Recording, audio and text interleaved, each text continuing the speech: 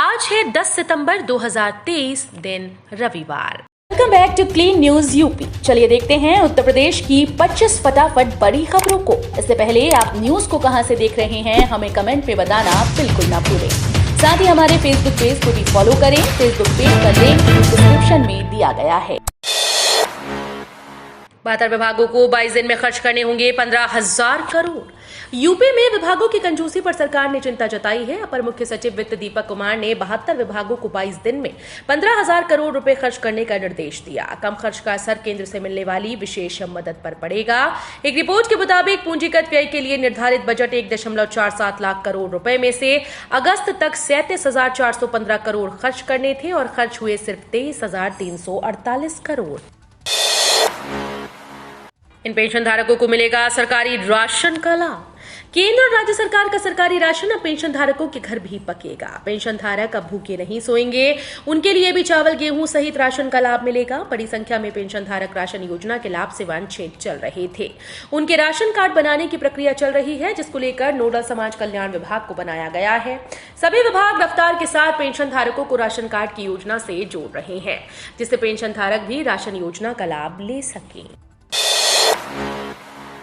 बिजली उपभोक्ताओं के लिए खुशखबरी। बिजली उपभोक्ताओं के लिए खुशखबरी है, उनकी जमा सिक्योरिटी राशि पर ब्याज मिलना शुरू हो गया। ग्रामीण उपभोक्ताओं को अगस्त माह के बिल में ब्याज राशि दी जा रही है, जबकि शहरी उपभोक्ताओं को सितंबर माह के बिल में ये राशि दी जाएगी। इसलिए उपभोक्ता बिजली बिल की जांच करा लें। यदि ब्याज की राशि बिल में नहीं दर्ज है तो शिकायत करें। इस राशि के घटाने के बाद ही बिजली बिल जमा करें।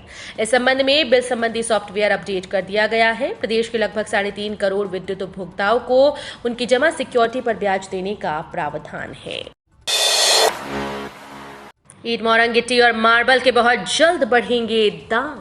यूपी में बहुत जल्द ईंट, मोरंग, गिट्टी और मार्बल के रेट बढ़ेंगे। इसका सीधा असर मकान बनाने वाले लोगों और इंफ्रास्ट्रक्चर से जुड़ी योजनाओं पर पड़ सकता है। दरअसल यूपी में बालू, मोरंग, मिट्टी और पहाड़ सहित सभी तरह के खनन पर 18% जीएसटी वसूल किया जाएगा। खनन को सेवा कर की श्रेणी में रखते हुए सरकार ने इस पर 18% जीएसटी की दर तय की है। यूपी के कई जिलों में बारिश की चेतावनी।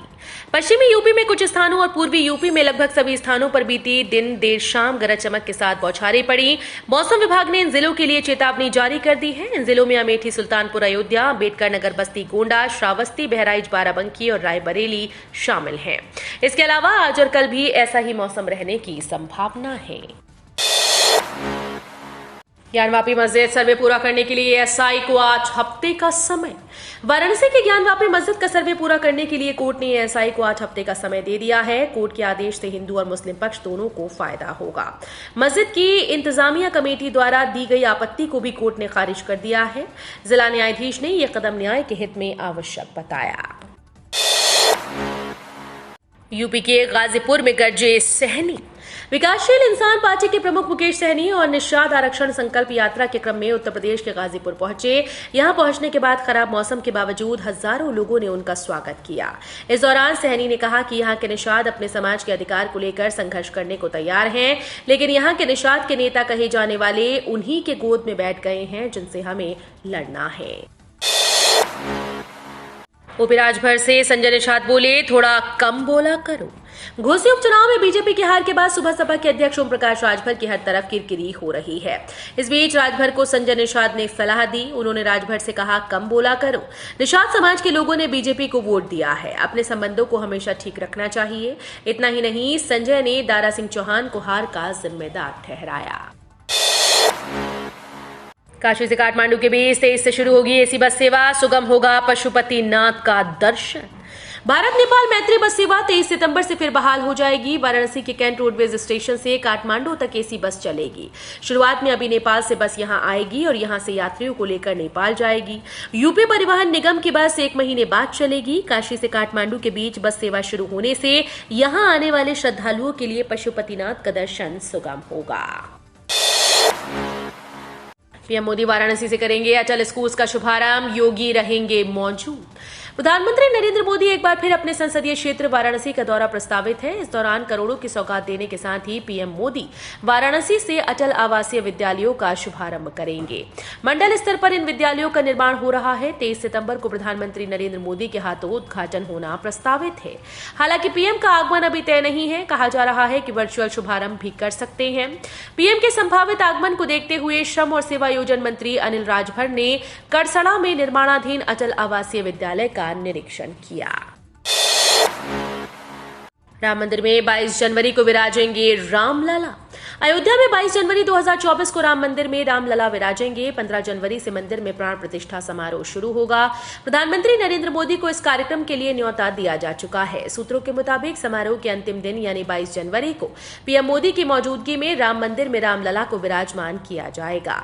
शनिवार को राम मंदिर से जुड़ी भवन निर्माण समिति की दूसरे दिन बैठक में इन सभी बातों पर चर्चा हुई। बैठक अभी भी श्री राम जन्मभूमि तीर्थ क्षेत्र कार्यालय में चल रही है। 2 महीने में शुरू होंगी अयोध्या के लिए उड़ानें। देश के 5 शहरों से जुड़ेगा नेटवर्क। अगले 2 महीने के भीतर देश के अलग अलग शहरों से अयोध्या के मर्यादा पुरुषोत्तम श्री राम अंतर्राष्ट्रीय हवाई अड्डे को जोड़ा जाएगा। योजना के मुताबिक शुरुआती दौर में देश के 5 बड़े शहरों से उड़ान शुरू किए जाने की तैयारी कर दी गई। एयरपोर्ट अथॉरिटी ऑफ इंडिया की ओर से अयोध्या के मर्यादा पुरुषोत्तम श्री राम अंतर्राष्ट्रीय हवाई अड्डे को जल्द से जल्द शुरू किए जाने की मॉनिटरिंग की जा रही है। अयोध्या की एयरपोर्ट के संबंध में एक महत्वपूर्ण बैठक के बारे में एयरपोर्ट अथॉरिटी और नागरिक उड्डयन मंत्रालय के अधिकारियों की एक बैठक भी हुई।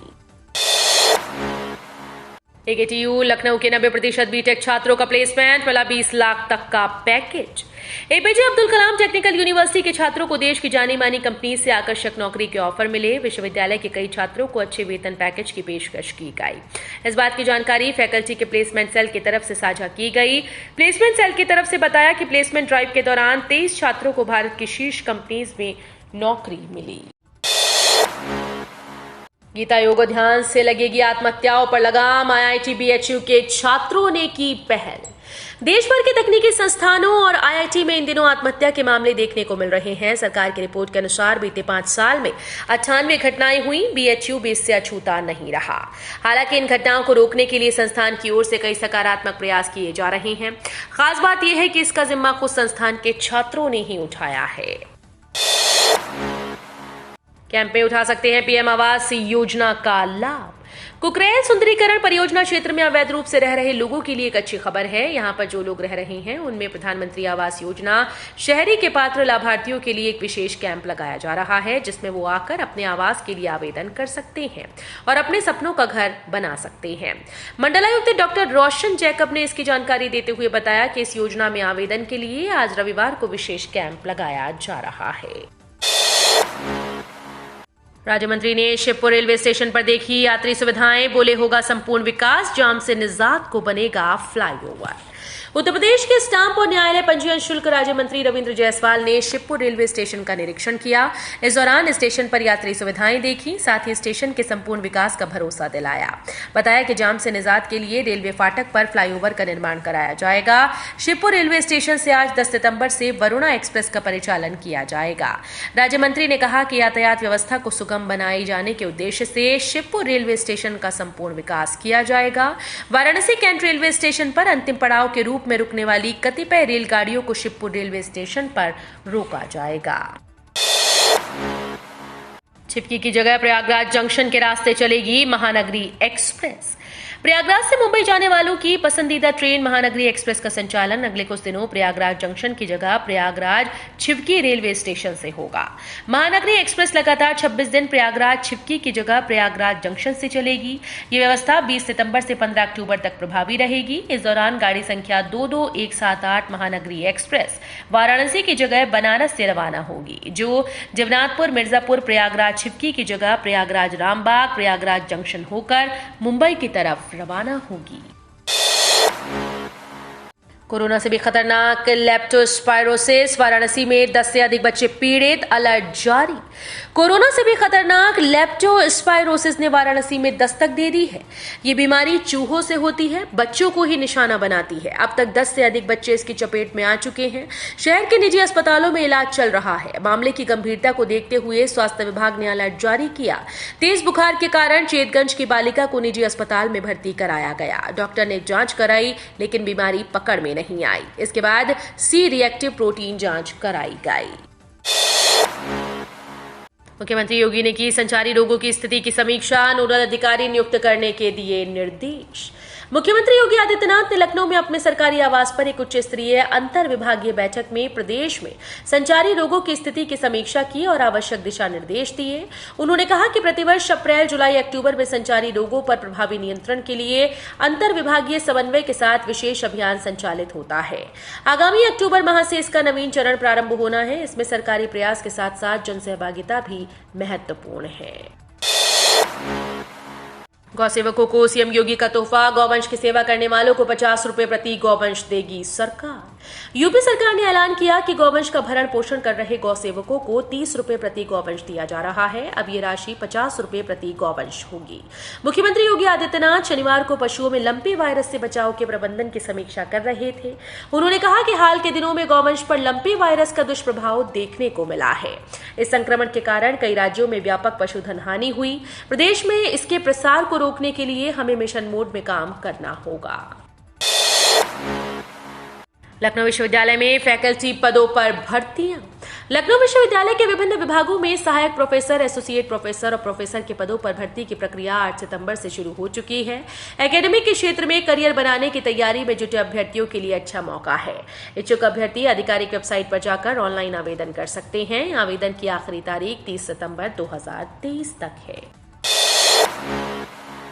यूपी पॉलिटेक्निक छात्रों के लिए विशेष काउंसलिंग राउंड। संयुक्त प्रवेश परीक्षा परिषद उत्तर प्रदेश ने पॉलिटेक्निक छात्रों के लिए एक विशेष काउंसलिंग राउंड का शेड्यूल जारी किया। JEE CUP 2023 special round schedule आधिकारिक वेबसाइट से डाउनलोड किया जा सकता है। स्पेशल काउंसलिंग राउंड के तहत चॉइस फिलिंग 11 सितंबर से शुरू होकर 12 सितंबर तक चलेगी। वे उम्मीदवार जो मुख्य काउंसलिंग राउंड के दौरान सीट स्वीकृति शुल्क जमा करने में विफल रहे और जेईई सीयूपी काउंसलिंग 2023 के पहले राउंड में भाग नहीं ले सके, वे इस विशेष काउंसलिंग राउंड के माध्यम से पंजीकरण कर सकेंगे। जातिगत जनगणना की मांग जायज। सीपीएम की पूर्व सांसद और पोलित ब्यूरो सदस्य सुभाषिनी अली ने कहा कि सरकार जातिगत जनगणना से घबरा रही है। वो नहीं चाहती कि समाज में पिछड़ी जातियों की संख्या और उनकी स्थिति के बारे में पता चले। वो शनिवार को वाराणसी के ओदार राजा तालाब में पार्टी की ओर से आयोजित सभा में बोल रही थीं। अखिलेश यादव बोले, भाजपा राज में पूरा प्रदेश हुआ बर्बाद। समाजवादी पार्टी के राष्ट्रीय अध्यक्ष और पूर्व मुख्यमंत्री अखिलेश यादव ने कहा कि भाजपा राज में राजधानी लखनऊ सहित पूरे प्रदेश को हर तरह से तबाह और बर्बाद कर दिया है। प्रदेश की सामाजिक संरचना को बिगाड़ने के साथ विकास कार्यों पर भी अवरोध खड़ा कर दिया। समाजवादी सरकार के समय इंफ्रास्ट्रक्चर के विस्तार के साथ सुंदरीकरण के जो काम हुए, उन्हें भी भाजपा सरकार ने चौपट कर दिया। राजकीय एडेड कॉलेजेस में 1500 तक छात्र देंगे बोर्ड परीक्षा। फरवरी 2024 में प्रस्तावित यूपी बोर्ड की हाईस्कूल और इंटरमीडिएट परीक्षा के लिए जिन राजकीय और सहायता प्राप्त माध्यमिक विद्यालयों में धारण क्षमता अधिक होगी, वहां 1500 तक विद्यार्थियों को परीक्षा केंद्र आवंटित किए जाएंगे। 2024 की बोर्ड परीक्षा के लिए जारी केंद्र निर्धारण नीति में ये प्रावधान किया गया है। पिछले साल राजकीय एडेड और वित्तविहीन स्कूल्स में धारण क्षमता के अनुरूप अधिकतम 1200 परीक्षार्थियों के लिए केंद्र बनाने का नियम था। तो ये थी आज की 25 फटाफट बड़ी खबरें। अगर आपको न्यूज पसंद आई हो तो वीडियो को लाइक और शेयर जरूर करें। धन्यवाद।